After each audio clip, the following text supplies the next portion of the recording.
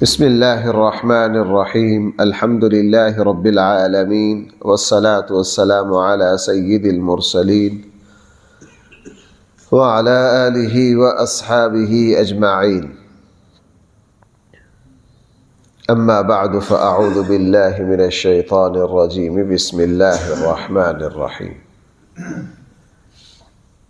اذ قال ربك للملائكة إني خالق بشرا من طين فإذا سويته ونفخت فيه من روحي فقعوا له ساجدين فسجد الملائكة كلهم أجمعون إلا إبليس استكبر وكان من الكافرين صدق الله مولانا العظيم اذ قال ربك جب فرمایا آپ کے رب نے للملائکہ فرشتوں سے انی خالق بشرا من طین یقیناً میں پیدا کرنے والا ہوں مٹی سے ایک بشر فاذا سویتہ جب اس بشر کو میں پایہ تکمیل تک پہنچا چکوں ونفخت فیہ من روحی اور میں پھونکوں گا اس میں اپنی روح کو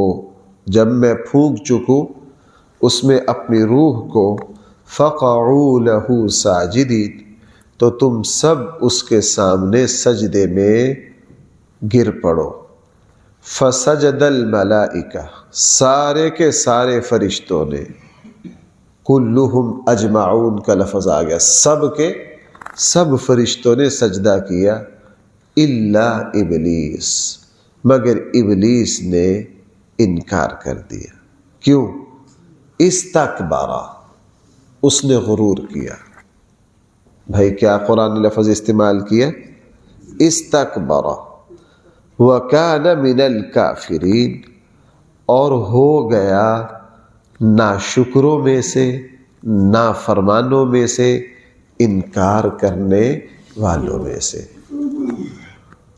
اللہ تعالیٰ نے پوچھا اے ابلیس ما منعک کس چیز نے روکا تجھ کو ان تسجد لما خلقت بیدی کہ تو سجدہ کرے اس شخص کو اس ذات کو جس کو میں نے اپنے ہاتھ سے پیدا کیا کس چیز نے روکا ہے تجھے قرآن کریم کہہ رہا اللہ نے فرمایا استکبرت تو نے غرور کیا ام کنت من العالین اور تو ہو گیا غرور کرنے والوں میں سے قال انا خیر شیطان نے کہا میں اس سے بہتر ہوں خلقتنی من نار آپ نے مجھے پیدا کیا ہے آگ سے وخلقتہ من طین اور اس کو پیدا کیا ہے آپ نے مٹی سے اللہ جل جلالہ نے پوچھا پہلے حکم دیا کہ تم سب سجدہ کرو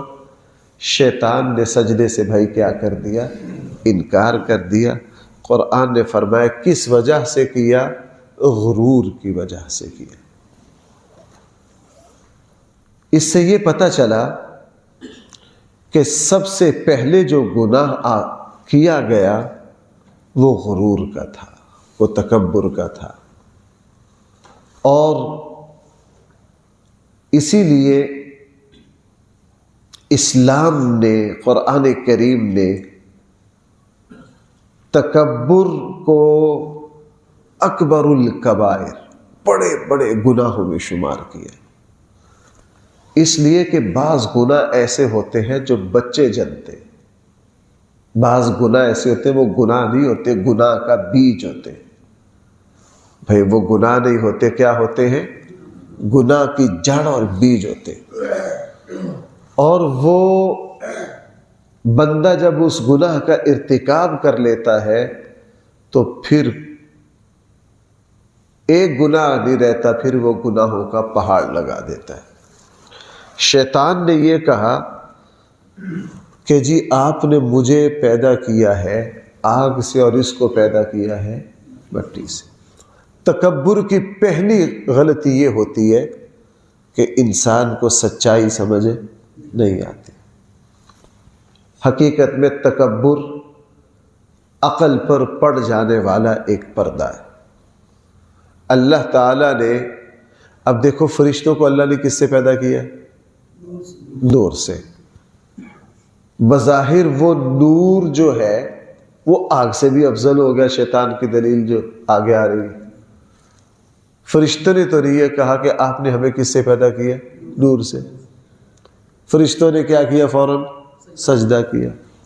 چونکہ فرشتوں نے یہ دیکھا کہ ہمیں یہ نہیں دیکھنا کہ ہم سجدہ کس کو کر رہے ہیں، ہمیں یہ دیکھنا ہے کہ ہمیں اس بات کا حکم کون دے رہا ہے۔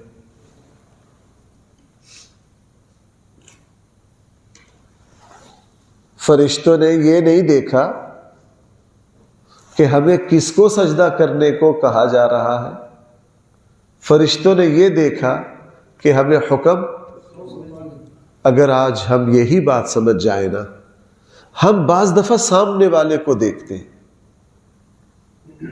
حالانکہ یہ نہیں دیکھنا ہوتا کہ آگے کون ہے، دیکھنا یہ ہوتا ہے کہ مجھے یہاں اس بات کا حکم کس نے دیا ہے۔ اگر ہم اس بات کو مد نظر رکھیں تو ہم بڑے الجھنوں سے بچ جائیں۔ دوست ہم سے سوال کرتے ہیں کہ جی میرے بھائی سے فلاں وجہ سے ناراضگی ہے، اور اب میں اس بھائی کے ساتھ چلنا نہیں چاہتا، چونکہ اگر بھائی کے گھر جاؤں ملوں بھی وہ اہمیت نہیں دیتے، میرے ساتھ حقارت سے پیش آتے، تو ہم ایسے موقع پر کیا عرض کرتے ہیں؟ بھائی آپ نے اپنے بھائی کو نہیں دیکھنا۔ بہت سارے نوجوان آ جاتے ہیں اور سچے بھی ہوتے ہیں، ہمارے معاشرے میں یہ خامی ہے کہ جی میں ماں باپ کی خدمت کی کوشش کرتا ہوں، ان کو راضی رکھنے کی کوشش کرتا ہوں، لیکن ان کا میلان دوسرے بیٹوں کی طرف ہے، اپنے دوسرے پوتوں کی طرف ہے، ہمیں وہ اہمیت نہیں دیتے۔ اس طرح کے جتنے موقع ہوتے ہیں تو وہاں ان سے یہ عرض کیا جاتا ہے، بھائی آپ نے یہ نہیں دیکھنا کہ میرے ابا کیا کر رہے ہیں، آپ نے یہ نہیں دیکھنا کہ میرے بھائی کیا کر رہے ہیں، آپ نے یہ نہیں دیکھنا کہ میری بہن کیا کر رہی ہے، آپ نے اللہ کے حکم کو مد نظر رکھنا ہے، آپ نے اللہ کے حکم کو مد نظر رکھنا ہے۔ جو بندہ قرآن یہ جو ہے انی وجہت وجہی للذی فطر السماوات والارض حنیفا کا کیا مطلب ہے؟ میں اپنے تمام معاملات میں اپنا روح کس کی طرف کر رہا ہوں؟ اللہ کی طرف کر رہا ہوں۔ قل ان صلاتی ونسکی ومحیای ومماتی للہ رب العالمین، میرا سارا کا سارا رخ کس کی طرف ہے؟ اللہ کی طرف ہے۔ شیطان نے ایسی نالاکی دکھائی، اور اللہ معاف فرمائے ہم بھی کبھی اس طرح کی غلطی نہ کر بیٹھے۔ اللہ نے حکم فرشتوں کو بھی دیا، اللہ نے حکم شیطان کو بھی دیا۔ شیطان نے غرور کیا اور کہا میں سجدہ نہیں کرتا، آپ نے مجھے آگ سے پیدا کیا ہے، اس کو مٹی سے پیدا کیا ہے۔ خبیث نے یہ نہیں دیکھا کہ یہاں سجدہ فرشتے بھی کر رہے ہیں، وہ کس سے پیدا ہوئے؟ وہ تو نور سے پیدا ہوئے۔ ان میں سے تو کسی نے نہیں یہ کہا جی ہمیں نور سے پیدا کیا تو ہم مٹی کو سجدہ کیوں کریں؟ حالانکہ شیطان کو دیکھنا کس کو چاہیے تھا؟ کم سے کم فرشتوں کو ہی دیکھ لیتا، فرشتوں کو ہی، فرشتوں کی نگاہ اس پہ تھی، ہمیں آرڈر اللہ نے دیا ہے، ہمیں اس سے کوئی غرض نہیں آگے کون ہے۔ اب بیت اللہ کو ہم سجدہ کرتے ہیں، بھائی بیت اللہ مٹی ہے، انسان افضل ہے بیت اللہ؟ انسان افضل ہے۔ ایک مسلمان کی عظمت بیت اللہ سے زیادہ ہے۔ حجر اسود کا بوسہ لیتے ہیں، وہ تو ایک پتھر ہے، وہ تو کیا ہے؟ پتھر ہے۔ لیکن جب ہم بیت اللہ کو سجدہ کرتے ہیں، ہمارے سامنے بیت اللہ کی عمارت ہماری منزل نہیں ہے، ہمارا مقصود تو بھائی کیا ہے؟ اللہ کا حکم ہے، اللہ کا حکم ہے۔ اسی طرح رشتہ داروں میں، متعلقین میں ایسے لوگ ہوتے ہیں، ہم ان کی مدد اور تعاون کرتے ہیں، بعض مرتبہ ان کی طرف سے ہمیں ناقدری یا بے مروتی دیکھنی پڑتی ہے تو فوراً شکوہ پیدا ہوتا ہے۔ شکوہ اس کو پیدا ہوتا ہے جس نے اگلے بندے کو دیکھ کر نیکی کی ہے، اس بندے کو شکوہ پیدا نہیں ہوتا جس نے نیکی کی ہے اللہ کو دیکھ کر. جس نے نیکی کی ہے کس کو دیکھ کر؟ تو مجھے اور آپ کو جب بھی کوئی نیک کام کرنا ہے کس کے لیے کرنا ہے؟ اللہ کے لیے کرنا. جب بندہ اللہ کے لیے کرتا ہے پھر آگے والا کچھ کرتا رہے، اولاد کل کو نہ مانے. بھائی ہم نے تو اولاد کی تربیت، اولاد کے اخراجات، ان کو پاؤں پر کھڑا کرنے کی جو کوشش کی ہے کس کا حکم سمجھ کر کی ہے؟ اللہ کا حکم سمجھ کر کی ہے. اب اولاد کچھ بھی کہتے رہے، ہمیں اس سے کوئی غرض نہیں ہے، ہمیں اس سے کوئی غرض نہیں ہے. تو شیطان نے پہلی غلطی یہ کی کہ اس نے یہ نہیں دیکھا کہ مجھے حکم کدھر سے مل رہا ہے، اس نے یہ دیکھا. اور رسول اللہ صلی اللہ علیہ وسلم کے صحابہ میں یہ شان تھی، ان میں یہ شان تھی، وہ یہ دیکھتے تھے کہ ہمیں حکم کون دے رہا ہے. رسول اللہ صلی اللہ علیہ وسلم خطبہ ارشاد فرما رہے ہیں، یہ مدینہ آتے ہی شروع کے دنوں کی بات ہے، چونکہ بعد میں تو اللہ نے مسجد نبوی کو کچھ وسعت دے دی. شروع میں مسجد نبوی میں وسعت نہیں تھی، چھپر تھا شروع میں، بلکہ شروع میں تو چھت بھی نہیں ڈال سکے، بالکل آغاز تھا. رسول اللہ صلی اللہ علیہ وسلم جمعے کا خطبہ ارشاد فرما رہے، اور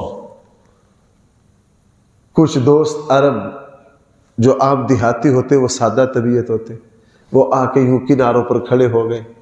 رسول اللہ صلی اللہ علیہ وسلم نے خطبے میں ارشاد فرمایا، اجلسوا، سب بیٹھ جاؤ. حضور نے کیا فرمایا؟ سب بیٹھ جاؤ. عبداللہ بن مسعود سامنے اپنے گھر سے نکل رہے تھے، جب اللہ کے نبی نے فرمایا بیٹھ جاؤ، حضرت عبداللہ بن مسعود وہی بیٹھ گئے.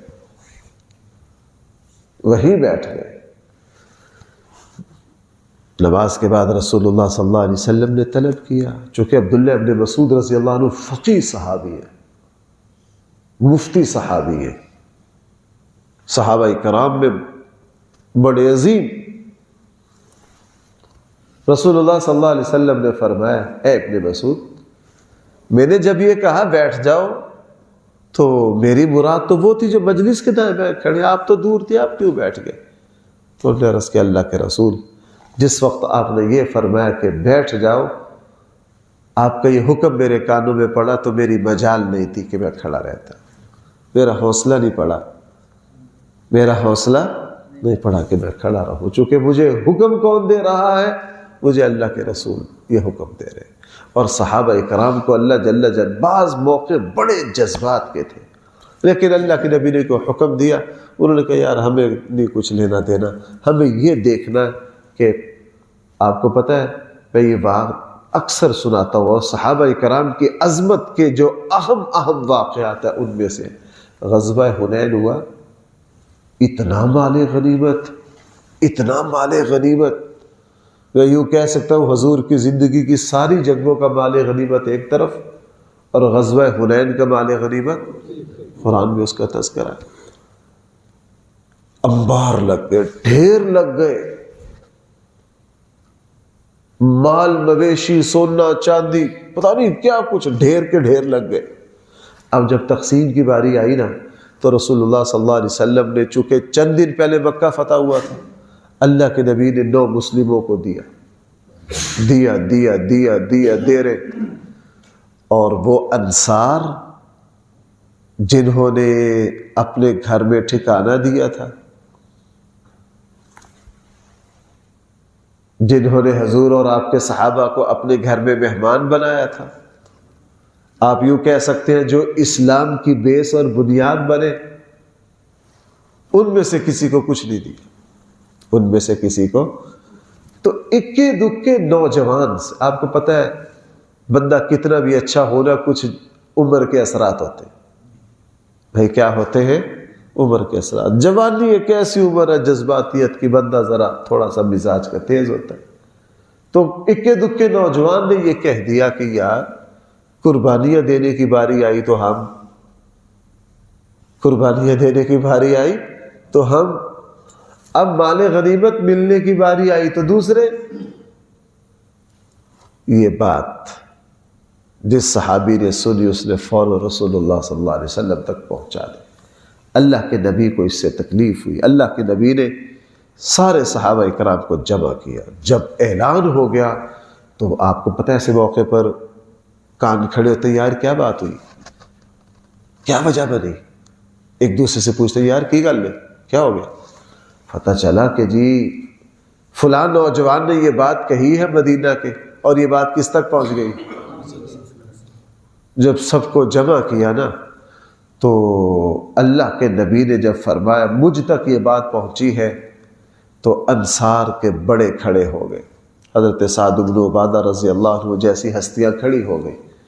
انہوں نے کہا اللہ کے رسول اس بات کو جانے دیجیے، ہم معذرت چاہتے ہیں، یہ ہمارے نوجوانوں نے کی ہے، یہ ہمارے کسی اکے دکے نوجوان نے کی ہے. حالانکہ انصار کی بہت بڑی تعداد تھی، بہت زیادہ تھی. اے اللہ کے رسول بس کسی لڑکے نے اپنی عمر کے اثرات کی وجہ سے یہ بات کر دیجیے، اللہ کے رسول اس کو کیا کر دیجیے، معاف کر دیجیے. لیکن رسول اللہ صلی اللہ علیہ وسلم نے پہلے اس کی تصدیق کی، اور اس کے بعد پھر رسول اللہ صلی اللہ علیہ وسلم نے ایک بات ارشاد فرمایا. اللہ کے نبی نے فرمایا انصار، میں اگر اپنے لفظوں میں کہوں نا سمجھانے کے لیے، میں اس عربی محاورے کا اگر میں اپنی زبان میں ترجمہ کروں، اے انصار میرا مرنا جینا اب تمہارے ساتھ ہے. کیا ہے میرا مرنا جینا؟ میں تمہارے ساتھ ہی ہوں.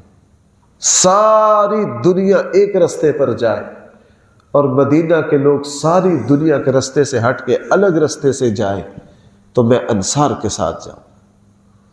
میں کس کے ساتھ جاؤں گا؟ میں انصار کے ساتھ جاؤں گا. میرا مرنا جینا تمہارے ساتھ ہے. اور اس کے بعد پھر رسول اللہ صلی اللہ علیہ وسلم نے پھر جوش میں ایک بات فرمائی جس سے انصار ہل گئے.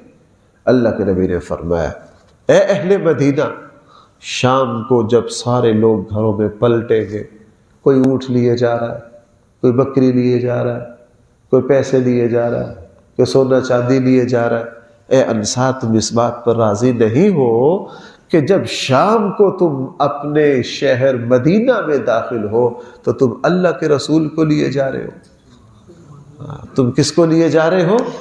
ہاں، اس پر صحابہ کرام کہاں پہ گئے؟ انہوں نے کہا اللہ کے رسول، ہم اس منظر پر کہ آپ آگے آگے مدینہ میں داخل ہو رہے ہیں اور ہم آپ کے پیچھے پیچھے ہیں، اس پر تو ہم پوری دنیا وار دیں گے.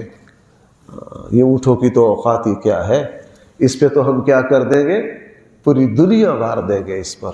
ہمیں تو اتنا اس سے پیارا کوئی منظر ہماری نظروں میں جچتا ہی نہیں ہے. تو اب صحابہ کرام کی فوراً توجہ اس طرف گئی، اللہ کے رسول جو کر رہے ہیں ہم اس پر کیا ہے، راضی. تو بھائیو مجھے اور آپ کو بھی یہی دیکھنا ہے، مجھے اور آپ کو بھی یہی دیکھنا. اپنے معاملات کو ادھر لائیے. اللہ تعالیٰ آپ میرے لیے دعا کیجئے، اللہ تعالیٰ مجھے یہ کیفیت نصیب اللہ تعالیٰ عطا فرمائے کہ بندوں کو دیکھنا چھوڑ دیں، بندوں کو دیکھنا چھوڑ دیں. اللہ کا حکم ہے ہمیں کرنا، اللہ کا حکم ہے ہمیں کرنا ہے. اللہ تعالیٰ ہمیں جہاں جو حکم دے ہم نے یہ نہیں دیکھنا آگے کون ہے. دیکھنا ایک مومن اپنے خون پسینے کی کمائی کرتا ہے، اللہ تعالیٰ کی طرف سے حکم آتا ہے اس غریب کو دو، تو وہاں بندہ شیطان والی بات کہہ سکتا ہے جی میرے خون پسینے کی کمائی ہے کیوں دوں، یہ کون ہوتا ہے؟ لیکن بندہ وہاں کیا کہتا ہے، اے اللہ حکم کس کا ہے؟ آپ کا ہے. حکم کس کا ہے؟ آپ کا ہے. تو شیطان بدبخت نے سجدے سے انکار کر دیا اور یہ کہا کہ میں بہتر ہوں. اس طرف نالائق کی توجہ نہیں گئی کہ مجھے جو ذات حکم دے رہی ہے وہ بہتر ہے. مقصود حضرت آدم نہیں ہے، مقصود کون ہے؟ اسی لیے ہم جب سجدہ کرتے ہیں تو مقصود بیت اللہ نہیں ہے، مقصود کیا ہے؟ اللہ کا حکم ہے. مقصود اللہ کا حکم ہے. بیت اللہ کی تو بیت اللہ تو صرف ایک جہت متعین کی ہے کہ سب اپنے روح کو ادھر کر لو. بیت اللہ تو ہے بھائی اللہ نہ کرے، اللہ نہ کرے. چلو میں یہ لفظ نہیں کہتا، دوسری طرح کہہ دیتا ہوں. جب ہم ہوائی جہاز پر ہوتے ہیں تو پھر تو بیت اللہ نیچے رہ جاتا، ہم کدھر ہوتے؟ 30 ہزار فٹ بلندی پر. تو پھر بھی ہم روح کدھر کرتے؟ قبلہ ہی کی طرف کرتے، چونکہ بیت اللہ تو ہماری منزل نہیں ہے. ہماری منزل تو کیا ہے؟ اللہ کا حکم ہے. دوسری بات، شیطان نے کیا کیا؟ غرور کیا. قرآن 2 جگہ کہہ رہا ہے. اللہ تعالیٰ اس سے فرمایا بھی استکبرت، تو نے کیا کیا ہے؟ تو نے غرور کیا ہے. غرور کیا بلا ہے؟ اس میں 3 کیفیتیں ہیں، یہ یکدم پیدا نہیں ہوتا۔ بھائی میں مختصر عرض کروں، تھوڑی سی توجہ کرنا، تھوڑا سا اہم بات ہے۔ ایک ہوتا ہے عجب، ایک ہوتا ہے کبر، ایک ہوتا ہے تکبر۔ یہ 3 کیفیتیں، ایک ابتدائی سٹیج ہے، پھر اس سے اوپر، پھر جا کے بندہ گڑھے میں گرتا ہے۔ عجب کیا ہے؟ یہ تکبر کی ابتدائی کیفیت ہے کہ میں بہت اعلیٰ ہوں۔ پہلے کیا آتا ہے؟ میں بہت اعلیٰ ہوں، میں بڑا عالم دین ہوں، میں مفتی ہوں، میں آپ سب میں سب سے زیادہ قرآن و سنت کو جانتا ہوں۔ پہلے یہ کیفیت آتی۔ برادریوں کے اعتبار سے ہم راجپوت ہیں، ہم دوسروں سے، ہماری برادری بہت اعلیٰ ہے، ہم بٹ ہیں، ہم فلاں ہیں، ہم فلاں ہیں۔ یہ جو اپنے کمالات ہیں نا، شیطان پہلے یہ پیدا کرتا ہے۔ کیونکہ ایک بات یاد رکھیں، شیطان کو پتا ہوتا ہے کہ جہاں میں ان کو لے جانا چاہتا ہوں یہ سیدھے نہیں جائیں گے۔ میں نے کئی مرتبہ اس بات کو آپ کے سامنے بیان کیا، اور میں کیا، یہ ہمارے بڑوں نے صدیوں سے علماء اس کو بیان کرتے آ رہے کہ شیطان سیدھا سیدھا آپ کو نہیں کہے گا نماز نہ پڑھنا۔ اس کو پتا ہے نماز کو ماننے والا بندہ آگے سے کہے گا چلو کام کر جائے گا، کیوں نہ پڑھو۔ سیدھا سیدھا نہیں کہے گا آپ کو، سیدھا سیدھا نہیں کہے گا۔ ایستا ایستا وہ نوجوان جو مسلمان ہے نماز نہیں پڑھتا، اس سے پوچھو بھائی نماز پڑھنی چاہیے کہ نہیں، وہ فوراً کیا کہے گا؟ پڑھنی چاہیے۔ کیونکہ ایک مسلمان یہ کہہ ہی نہیں سکتا کہ کوئی میں نہیں پڑھتا نماز۔ شیطان اس کو کہے گا نماز واقعی پڑھنی چاہیے، لیکن کل سے شروع کروں گا۔ کب سے شروع کروں گا؟ کل، پرسوں پڑھوں گا، چوتھ۔ شیطان کا یہ طریقہ ہے۔ یہی معاملہ تکبر کا۔ سب سے پہلے عجب پیدا ہوتا ہے کہ میں بڑا عالم ہوں، میں بہت پڑھا لکھا ہوں، میں ڈاکٹر صاحب ہوں، میں علامہ ہوں، میں یہ ہوں، میرے پاس علم بہت ہے، میری سمجھ بہت اعلیٰ ہے، میری صحت بہت مضبوط ہے، میں نوجوان ہوں، میں حسین و جمیل ہوں۔ پہلے کیا پیدا ہوتا ہے؟ عجب۔ بھائی پہلے کیا پیدا ہوتا ہے؟ عجب۔ نمبر 2، عین جیم با، عجب۔ ہاں سمجھ آگے؟ عجب۔ اس کے بعد پیدا ہوتا ہے کبر۔ جب اس مرحلے پر بندہ پہنچ جاتا ہے نا، شیطان پھر اس کو اگلے مرحلے پر لے جاتا ہے۔ پھر کہتا ہے میں عالم ہوں، میں کیا ہوں؟ میں عالم ہوں، لیکن مجھ جیسا اور کوئی عالم نہیں ہے۔ میں بہت سمجھدار ہوں، میرے پورے خاندان اس میں مجھ جیسا سمجھدار کوئی نہیں ہے۔ پہلے تھا صرف میں ہوں، اب ہے کہ مجھ جیسا کوئی دوسرا نہیں۔ یہاں سے کبر شروع ہوتا ہے، یہ پھر اگلا مرحلہ ہے۔ مجھ جیسا ڈاکٹر کوئی نہیں، مجھ جیسا پڑھا لکھا کوئی نہیں، مجھ جیسا سمجھدار کوئی نہیں، مجھ جیسا عالم دین کوئی نہیں، پیسے میں مجھ جیسا کوئی نہیں، میرے جیسا سخی کوئی نہیں۔ یہ پھر دوسری کیفیت پر لاتا ہے۔ جب عجب کے بعد یہ کبر آ جاتا ہے، پھر تکبر تیسرا آخری مرحلہ آتا ہے۔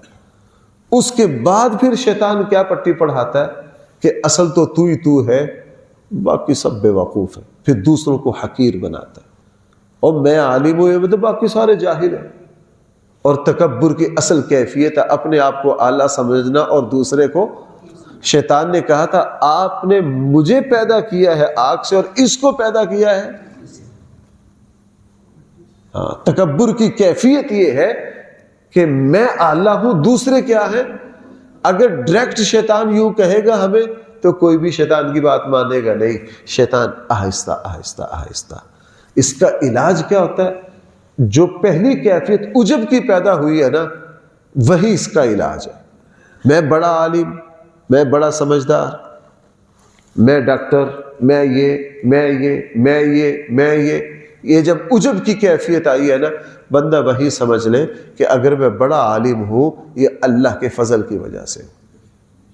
کس کی وجہ سے ہوں؟ اگر اللہ نے مجھے اچھے خاندان میں پیدا کیا، اس میں میرا کوئی عمل دخل نہیں، یہ کس کا فیصلہ تھا؟ اگر اللہ نے مجھے حسین و جمیل بنایا ہے، اس میں میری کوئی حیثیت نہیں، یہ تو کس کا فضل ہے؟ یہ تو اللہ کا ہے۔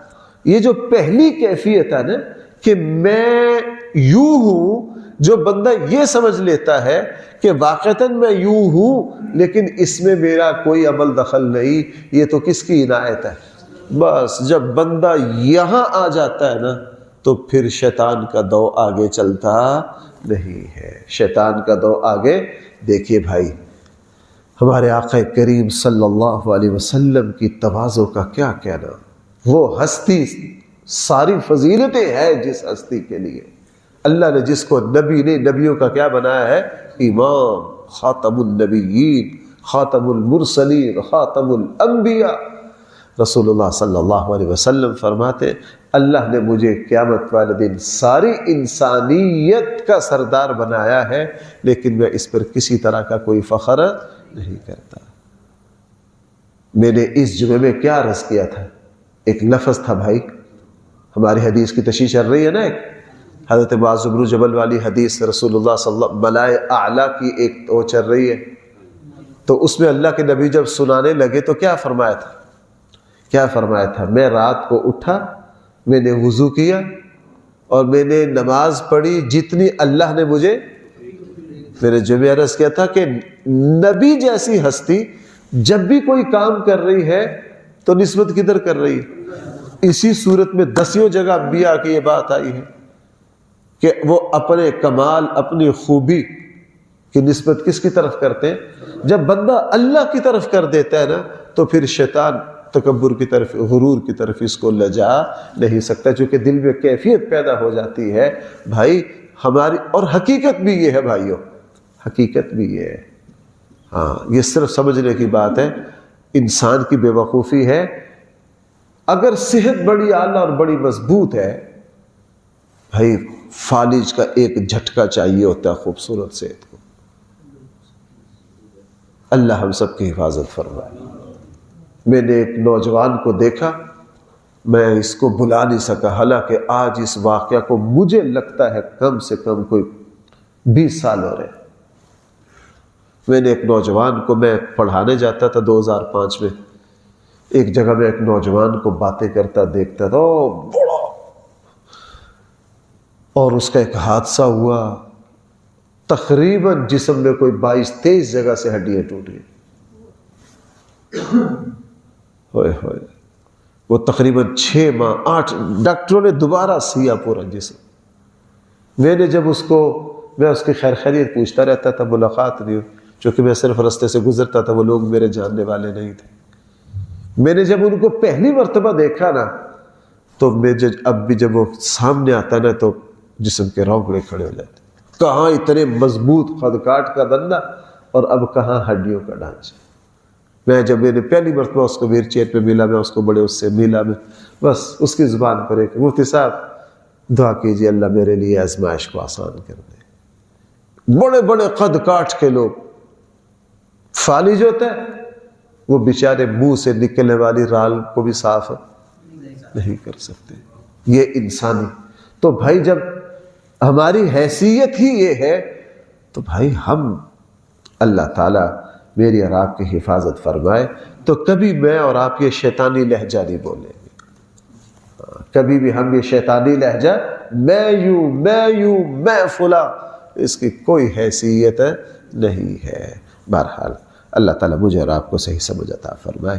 یہ سلسلہ کلام چل رہا ہے، انشاءاللہ یہیں سے آگے دوبارہ چلیں گے۔ الحمدللہ رب العالمین، والصلاة والسلام علی سید المرسلین وعلی آلہ واصحابہ اجمعین۔ ربنا آتنا في الدنيا حسنة وفي الآخرة حسنة وقنا عذاب النار۔ صلی اللہ تعالی علی خیر خلقہ سیدنا مولانا محمد وآلہ وأصحابہ اجمعین برحمتک یا ارحم الراحمین۔